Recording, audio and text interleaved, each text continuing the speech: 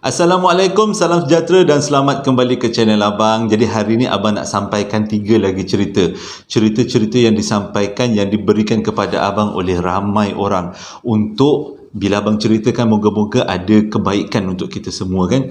Jadi hari ni Abang tak nak melalut. Abang dah belajar untuk tidak melalut. Melalut dalam cerita.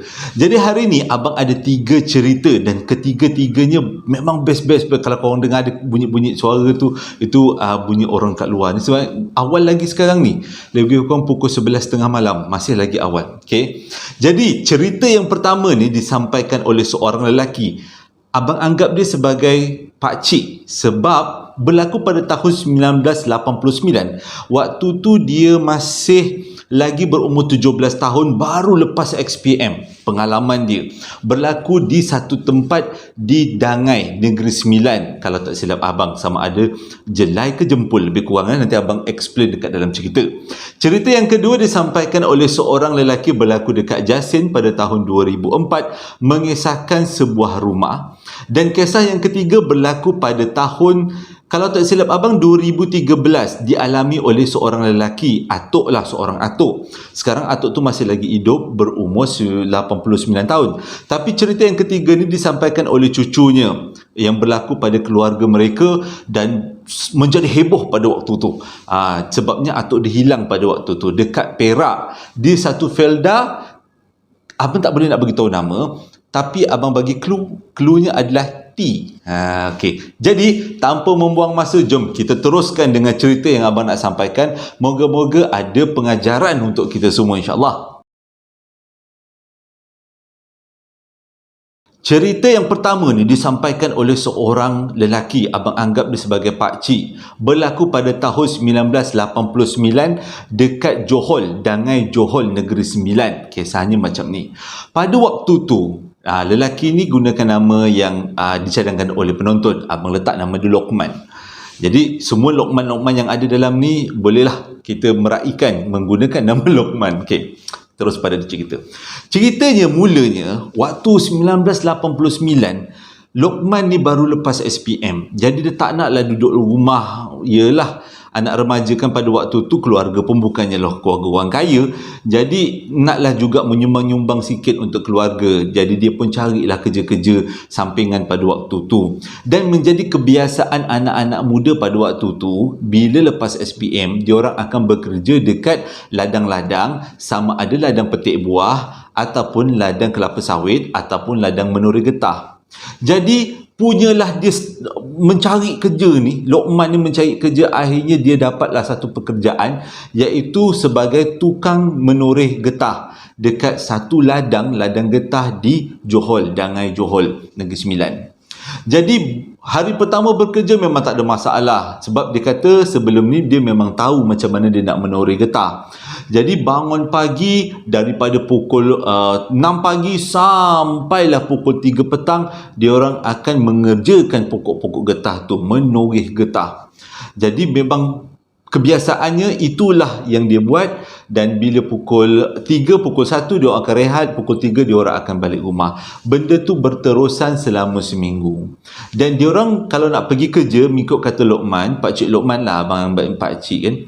Jadi pakcik Lokman ni cakap, bila nak pergi kerja, ada orang yang hantar lori, kalau tak silap abang, lori yang hantar. Lori tu memang boleh kata uzur, sebab tak ada kerusi kat lori tu. Ada pun kerusi-kerusi kayu yang dibuat sendiri oleh pihak ladang.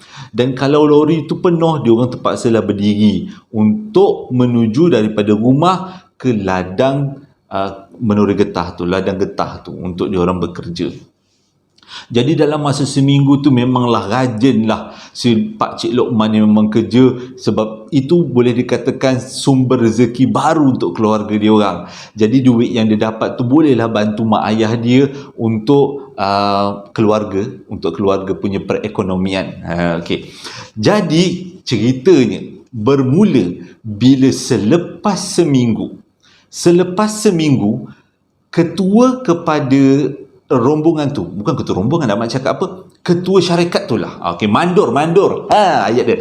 Mandor dia tanya pada semua yang ada atas lori ni, ada siapa-siapa tak dekat sini yang nak kerja jadi kerani?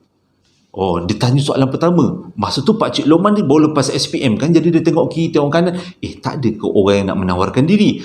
Sebab dia tak nak lah angkat tangan, nampak sangat menonjol diri pula kan waktu tu. Lepas tu mandor tanya soalan kali kedua. Ada tak dekat sini yang nak kerja sebagai kerani? Jadi bila nak kerja sebagai kerani, tak payahlah korang kerja menoreh getah lagi. Jadi bila kali kedua tak ada lagi orang yang angkat tangan, Pak Cik Lokman pun angkat tangan. Kenapa Pak Cik Lokman angkat tangan? Sebabnya dekat dalam lori tu kebanyakannya orang-orang yang separuh usia. Maksudnya umur 40-an ke atas. Dan kebanyakan daripada mereka memang dah tua-tua lah. 40-an, 50-an. Dengan kata lain, diorang dah malas lah nak kerja-kerja yang menghadap buku-buku, menghadap pensel. Diorang lebih rela pergi menoreh getah. Jadi, sebabkan Pak Cik Lokman ni waktu tu masih lagi lepasan SPM, dia masih lagi seronok bila dapat, tak sangka kan, daripada tadi kerja sebagai menoreh getah, tiba-tiba ditawarkan kerja sebagai kerani. Siapa tak nak? Semua orang nak. Cepat-cepatlah Pak Cik Lokman angkat tangan. Bila angkat tangan, mandor tu memang tak toleh kiri toleh kanan, dia terus pilih Pak Cik Lokman untuk bekerja sebagai kerani mulai pagi tu. Terus pagi tu. Jadi dia kata, okey Lokman sini, dia kata.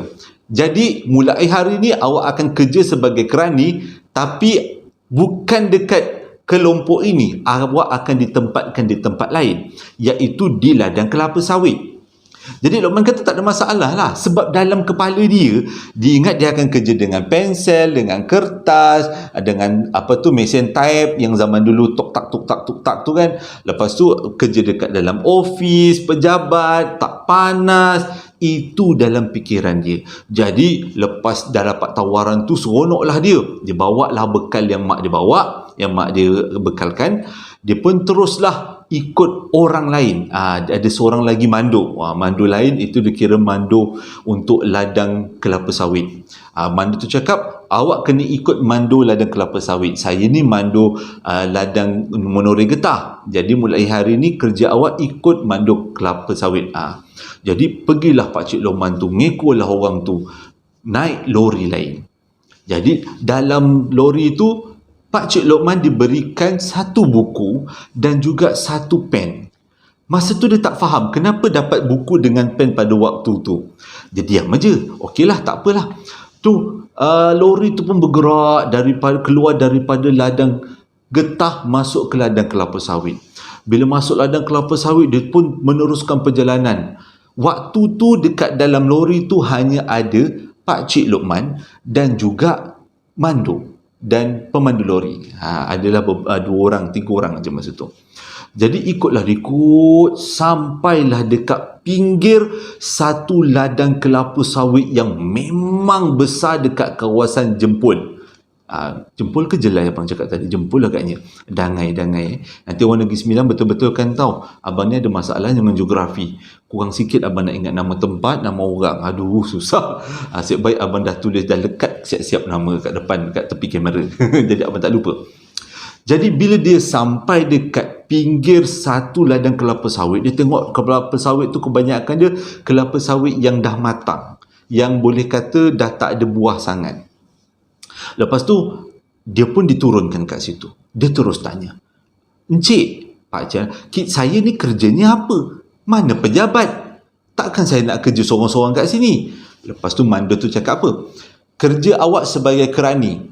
Kerani tugas awak ialah setiap pokok kelapa yang ada kat situ, pokok kelapa sawit lah, awak kena tengok berapa banyak dahan dan kena catatkan. Maksudnya, contohnya, pokok pertama berapa banyak dahan? 10. Pokok kedua, 20. Pokok ketiga, 30. Jadi dia kena catatkan semua pokok yang ada dekat kawasan tu. Dan pula pokok-pokok tu bukannya rendah, tinggi-tinggi. Pinggir ladang kelapa sawit tu besar tau. Pinggirnya sampai menganjur ke, kalau tak silap abang, ke kaki bukit ke kaki gunung. Jauh sangat. Dan pokok tu semua besar-besar. Waktu tu mulalah Pak Cik Lokman dah rasa menyesal, sebabnya tak ada orang lain yang bekerja kat situ kecuali dia seorang-seorang. Kalau sebelum ni kerja noreh-noreh getah, sambil-sambil noreh boleh-boleh juga borak-borak dengan pakcik-pakcik, makcik-makcik lain. Sekarang ni dia seorang-seorang. Dia dah rasa menyesal dah. Rasa macam Allah bertaubat aku lepas ni. Rasa macam malas nak kerja. Okey, tak apalah. Lepas tu Mando tu cakap, sekarang ni pukul 8 pagi. Pukul 8 pagi, saya akan jemput awak pukul 1 tengah hari. Dan awak kena tunggu dekat sini, dia kata, dekat pinggir ladang kelapa sawit ni. Jangan pergi mana-mana. Tu pukul 1, tunggu sini, dia kata. Dan saya akan ambil awak akan saya hantar balik ke rumah. Itu je kerja awak mulai hari ini. Upah akan diberikan ekstra. Dah kerani kan, upahnya up sikit lah kan. Jadi mulalah Pak Cik Lokman kira pokok pertama, pokok kedua, pokok ketiga, sampai sakit tengkuk dibuatnya. Sebab setiap pokok tu semua tinggi-tinggi. Jadi dia kena mendongak je tu. Kalau abang gigih lah. Kalau abang pokok pertama 15, pokok kedua 15, pokok ketiga 17, abang turun pokok sampai ke pokok ke 400 semua 15. Itu yang ngelat. Gigih nak ngira.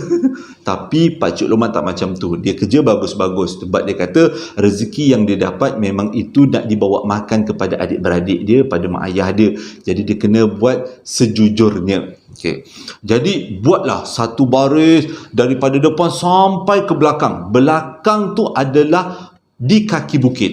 Lepas tu ulang balik depan sampai belakang, ulang balik depan sampai belakang. Daripada pukul 8 pagi tak berhenti dia kerja sampailah pukul 12 tengah hari. Pada waktu tu dia dah rasa penat dan dah banyak pokok-pokok yang dia kira berapa banyak tandan tu.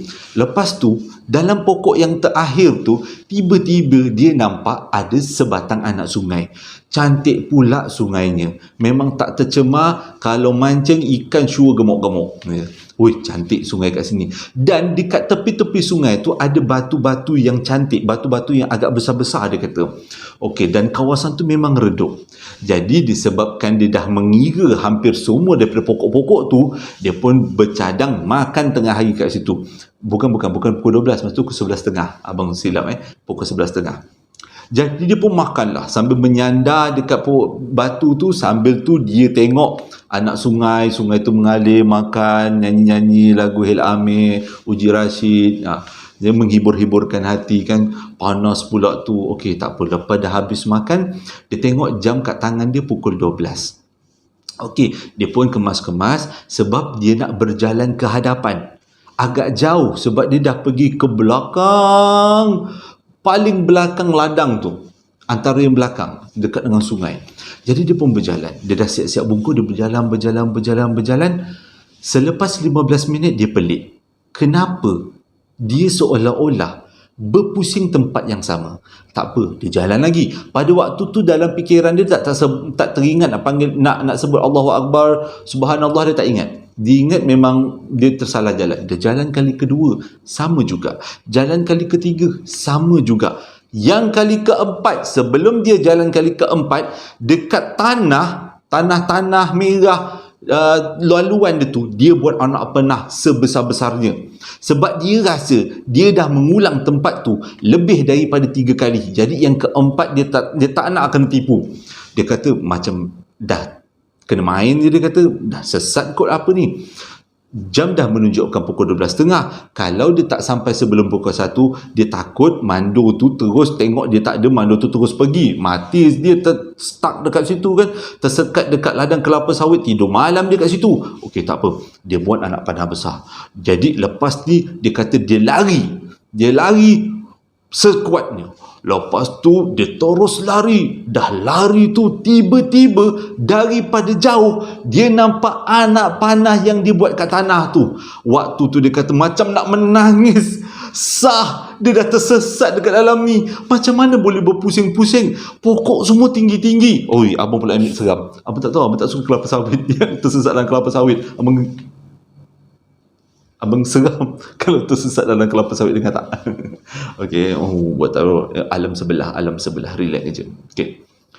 Dia lari tengok anak panah tu ada. Dia dah cuak dah. Waktu tu dia memang dah tak terfikir apa dia akal dia nak buat, apa akal dia nak buat. Okey, dia cuba selawat Nabi, dia baca ayatul kursi. Mula dia baca Allahumma salli ala sayyidina Muhammad wa ala ali sayyidina Muhammad, lepas tu dia baca ayat kursi. Sebagai orang Islam kita kena minta tolong pada Allah Taala kan. Jadi baca ayat kursi, baca 3 kul, dia baca sambil baca dia berjalan perlahan-lahan berzikir, moga-moga dia tak akan jumpa anak panah tu sekali lagi. Tapi takdir Allah Ta'ala, dia jumpa sekali lagi anak panah tu. Waktu tu dia kata dia dah, nafas dia dah tersekat dekat kerongkong, dia rasa macam nak nangis. Dia kata dia tak tahu apa lagi ikhtiar dia nak buat, takkan nak menjerit, tak ada orang kat dalam tu. Gila abang tak suka lah tersesat dalam hutan tu. Cukuplah, ingat tak cerita abang tersesat dekat rumah tu kan, rumah kosong tu. Abang pernah cerita dulu dekat collaboration abang dengan satu channel, abang tak ingat channel apa, abang tersesat dalam rumah. Sebab itu sejak daripada abang tak suka tersesat dalam hutan ni. Jadi dia dah tak tahu nak buat apa, dah baca segala macam ayat kursi, dah baca. Dia kata mungkin dia tak dapat keluar daripada situ sebab dia baca ayat kursi kurang tajwidnya, kurang maharaj-maharajnya, kurang dengung-dengungnya. Maksudnya bacaannya tidaklah perfect, tak sempurna. Sebab itulah dia tak dapat keluar daripada situ. Dia dah sedih dah, dia kata. Tengah-tengah dia sedih tu, dia teringat pesan mak dia. Kalau sesat dalam hutan, bunyi kereta, kalau tersesat dalam hutan, cara yang paling senang, bogel. Lepas bogel tu jangan pakai apa-apa, tanggal semua, seluar dalam semua, baju tanggal, pegang. Sebab makhluk alam sebelah memang malu bila dia tengok manusia dalam keadaan bogel. Sebab itu kita digalakkan mandi kenalah pakai lapisan kan, kurang-kurang pakai kain, pakai seluar, jangan mandi-mandi bogel. Ni dalam Islam tak elok sebab nanti makhluk alam sebelah tengok malu, dia kan anak dara alam sebelah kan tengok, ya Allah. Jadi dia teringat pesan mak dia, dia pun mula-mula rasa takut, tapi disebabkan rasa malu, bukan takut, malu. Tapi disebabkan dah tak ada ikhtiar lain, dia tanggalkan semuanya. Seluar dalam pun dia tanggal. Dah lepas dia tanggal, dia lipat elok-elok, dia letak ke atas kepala. Lepas tu dia kata, ini je ikhtiar yang terakhir. Ya Allah, ya Tuhanku, tolonglah aku nak balik, aku nak keluar daripada sini. Sebab pada waktu tu jam dah menunjukkan pukul 1. Dia dah takut kena tinggal. Tapi memang Allah Ta'ala nak tolong. Itu adalah petua yang abang pun tak tahu.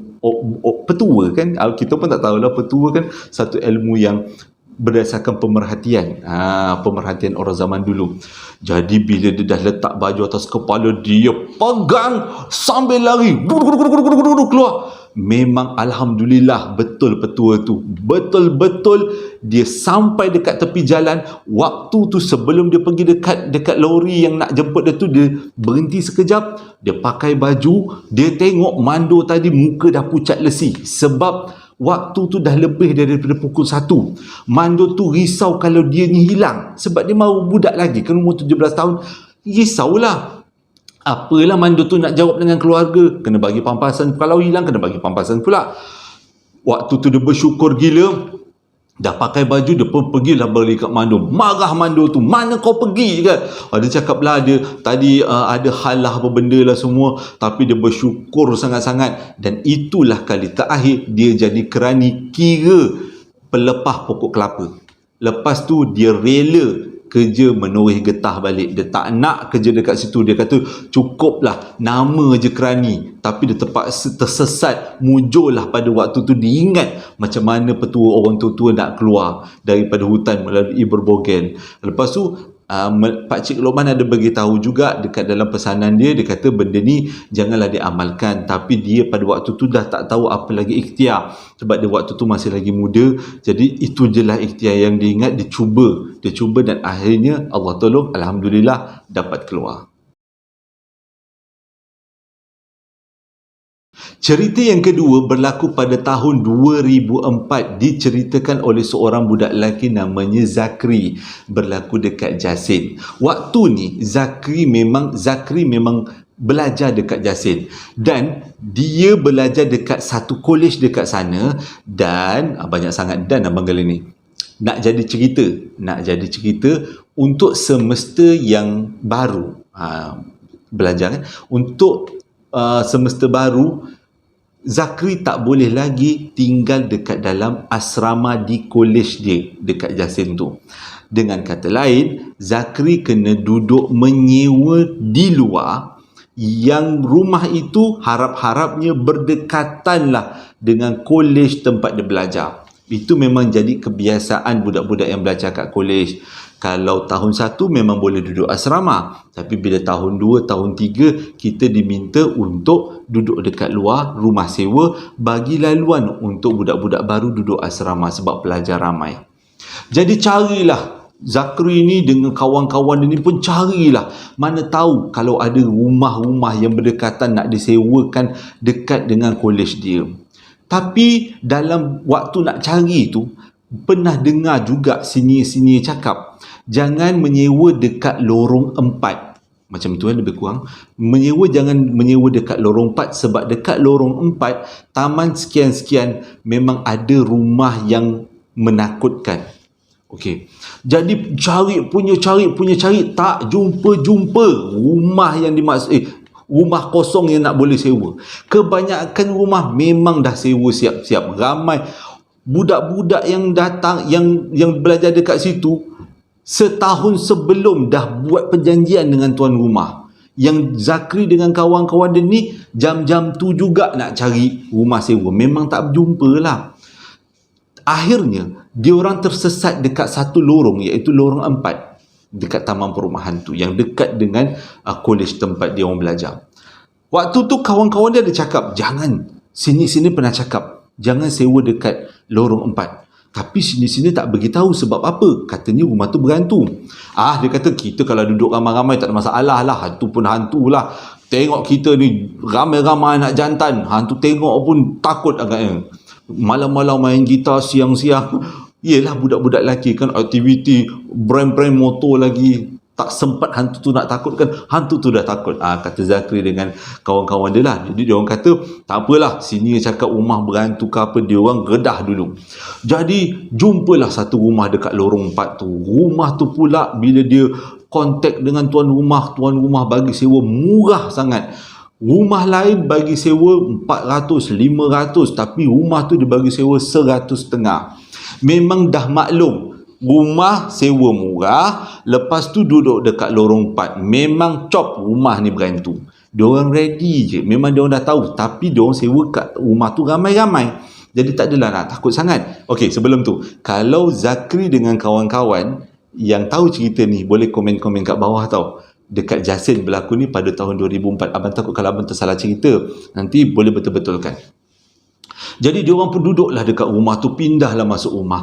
Rumah tu memang bersih, cantik. Dah lama orang tak sewa, sebab tengok pada keadaan dalam rumah. Tapi semuanya okey, tak ada masalah pun. Masih ada lagi bekas-bekas perabot. Okey. Jadi diorang pun masuk. Bulan pertama tak ada masalah. Cerita yang seram bermula pada bulan kedua. Waktu tu diorang baru lepas makan malam. Tengah-tengah dia orang lepak-lepak baru lepas makan malam, tiba-tiba pintu depan rumah dia orang kena ketuk.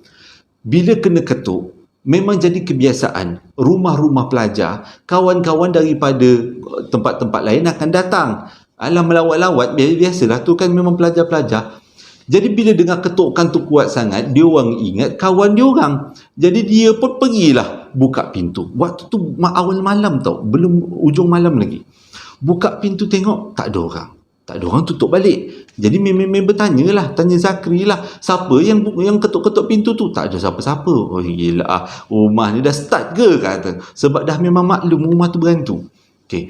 Jadi kali kedua ada orang lagi ketuk. Dia buka lagi pintu, tak ada orang.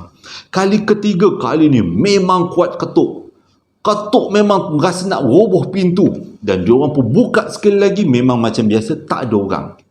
Kali keempat, Zakri tunggu tepi pintu.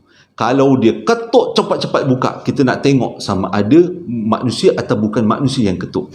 Tapi bila ketukan keempat, kelima, Zakri buka pintu, memang tak ada siapa-siapa depan rumah.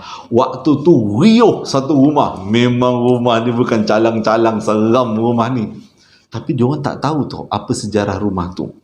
Okey, itu gangguan pertama. Lanjut pula, selang 2-3 hari ada lagi gangguan lain. Gangguan seterusnya bila ada salah seorang daripada kawan diorang tidur, tiba-tiba selimutnya kena tarik. Lepas tu dia tarik balik selimut, benda tu tarik selimut balik. Dah main tarik-tarik selimut. Budak lelaki kan mana tahu takut. Sampai bergaduh, apa hal ni kalau tarik-tarik selimut aku ni, menjerit-jerit tengah malam. Sampai kawan-kawan cakap, relax, malu alam sebelah nak bergurau dengan kau, agaknya dia suka sangat tengok kau handsome agaknya. Ni mungkin makhluk perempuan kita. Oh, itu gangguan. Selang 3-4 hari, gangguan seterusnya pula, yang seorang lagi member tengah tidur. Bila dia tengah-tengah sedap tidur, tiba-tiba dekat kaki dia ni macam ada orang pegang. Sejuk je. Memang rasa macam jari orang, tapi jari tu sejuk. Yang member ni pula buka mata sikit-sikit sebab dia tak naklah kejutkan benda Allah tu. Dia nak tengok apa yang pegang. Kalau dia nampak benda makhluk alam sebelah yang pegang, cepat-cepatlah dia bangun menjerit ke buat apa-apa tindakan. Tapi waktu dia buka mata, dia tak nampak pun siapa-siapa. Walaupun pada waktu tu, dia rasa kaki dia macam ada orang yang pegang. Lanjut lagi, dia punya gangguan dah semakin ekstrim. Gangguan seterusnya, ada seorang member Zakri waktu tu tengah makan. Nak makan malam dekat meja makan. Rumah tu masih ada lagi perabot tau pada waktu tu. Dia pun nak duduk lah. Bila nak duduk, kerusi tiba-tiba kena tarik ke belakang. Dah tergulik gelantang member tu, terjatuh ke belakang. Bukan jadi sakit, jadi marah. Kurang hajar, kau kalau tak berani sangat muncul, kata. Tapi tak muncul lah benda Allah tu. Macam-macam gangguan kena kat rumah tu. Sampaikan diorang pesan pada junior, jangan sewa dekat rumah tu. Macam senior pesan kat dia pesan kat junior. Jadi dah banyak kali kena ganggu, sampaikan diorang ni, Zakri dengan kawan-kawan dia cari, tanya dengan jiran-jiran, apa punca rumah tu jadi macam tu. Teruk sangat. Kalau abang rasa kalau pelajar perempuan dah lama pindah, sebab yelah perempuan kan ada masa tak boleh semayang. Jadi kalau lelaki kan setiap masa boleh semayang kan, boleh berzikir-zikir. Kalau takut sangat di azannya rumah tu, hilanglah gangguan-gangguan. Jadi bila tanya dengan jiran-jiran, rupanya jiran bocor rahsia. Rumah tu dulu ada sepasang suami isteri, tapi si isteri curang. Suami balik bunuh si isteri. Lepas tu isteri dia dibiarkan dalam tu, suami dia pergi report polis, mengaku yang dia salah bunuh isteri dia, dan suami dia pun ditangkap. Itulah cerita yang dia dapat daripada jiran-jiran. Sama ada betul ke tidak, tak adalah dapat dipastikan. Jadi kalau orang-orang Jasin yang tahu tentang cerita ni, Zakri dan kawan-kawannya yang belajar dekat college tu tahun 2004 tahu tentang cerita ni, komen-komen kat bawah. Orang-orang Jasin dah terutamanya. Sama ada betul ke cerita lelaki yang bunuh isteri disebab curang, dan rumah tu memang misteri. Tapi nak jadi cerita, dah nama budak jantan kan, sewa sampai habis belajar. Ganggu-ganggulah dia kata. Buat bodoh je dia kata. Paling tinggi mengamuk lah. Kalau teruk sangat ganggu, menyerit lah diorang kan, macam kena histeria. Dan sampai kesudah diorang menyewa kat rumah tu. Lepas tu diorang beritahu, kalau nak nyewa kat rumah ni hanya lelaki je, perempuan tak boleh. Kalau perempuan takut apa-apa yang berlaku. Kalau lelaki berani, bolehlah sewa. Itu adalah cerita nombor 2. Cerita nombor 3 disampaikan kepada abang melalui telefon. Budak nama Syafiq. Lebih kurang umur 20-an dah macam tu. Dia kata ini bukan pengalaman dia, tapi pengalaman atuk dia. Atuk dia masih lagi hidup, umur 80 lebih. Berlaku pada tahun 2013 kalau tak silap abang dia beritahu, dekat satu felda di Perak. Nama felda tu bermula daripada T. Felda Termeluh. Termeluh kat Pahang. Yelah lebih kurang Okey, kalau salah betul kan. Cerita dia macam ni. Atuk dia ni memang kerjanya mengutip buah kelapa sawit. Jadi atuk dia ada lori. Dan kerja atuk dia pada tahun 2013 tu akan bawa lori bersama dengan rakan kongsi dia dan pergi kutip buah yang dijual oleh tuan-tuan ladang di ladang kelapa sawit tu. Okay. Nak jadi cerita, pada satu hari bila atuk dia masuk dekat dalam ladang kelapa sawit bawa lori. Bila dah bawa lori, dikutiplah buah-buah yang orang-orang jual ni kan, buah kelapa sawit lebih kurang cerita. Buah kelapa sawit yang orang jual tu, lepas tu dia naik ke atas lori. Jadi disebabkan hari itu banyak sangat orang yang nak naikkan buah dekat kelapa sawit dekat atas lori, jadi atuk si Syafiq ni balik lewat daripada kebun. Nak jadi cerita lebih kurang dah nak dekat maghrib lah, dekat-dekat pukul 7 lah masa tu.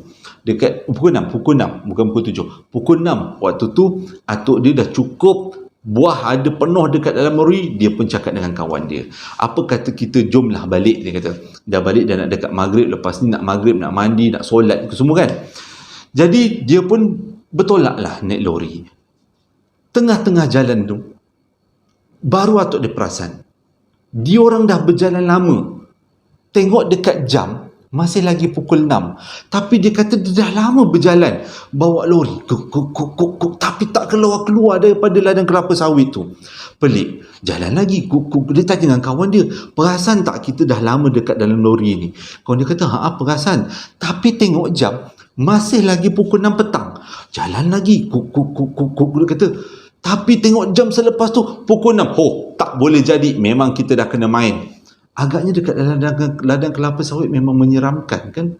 Cerita pertama ladang kelapa sawit, cerita kedua ladang kelapa sawit. Okey, tak apalah.